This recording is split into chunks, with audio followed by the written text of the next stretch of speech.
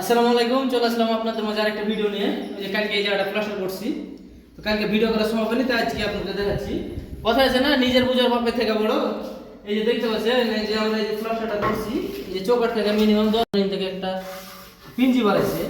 তো আমি বলছিলাম যে চৌকাঠ প্লাস্টারটা করে দিই, আপনার চৌকাঠের চারিপাশে মানে গ্রুপ দিয়ে দেবো, দেখতে সুন্দর লাগবে। তো এই যে মালিক ওনারা বলছেন না এইভাবে পিঞ্জি করে নেবে। তো যেহেতু মালিক বলছে পিঞ্জি করে নেবে, তো আমি ওভাবে দিয়েছি, কি আর করা। তো আপনারা দেখতে পাচ্ছেন যে এই জায়গাটা কিরকম একটা বৃষ্টি অবস্থা দেখাচ্ছে না। যদি সুন্দরভাবে প্লাস্টারটা আপনার এই চৌকাঠ ফ্লাশ হতো, তাহলে প্লাস্টারটা কিন্তু অনেক সৌন্দর্য দেখাতো।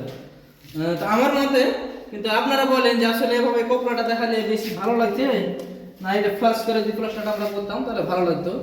তো যারা যারা আমার ভিডিওটা দেখবেন, সবাই কমেন্ট বক্সে জানাবেন যে আসলে এভাবে পিঞ্জি করে প্লাস্টারটা ভালো লাগবে না ফ্লাশ করে রাখলে প্লাস্টারটা ভালো লাগবে। তো ধন্যবাদ।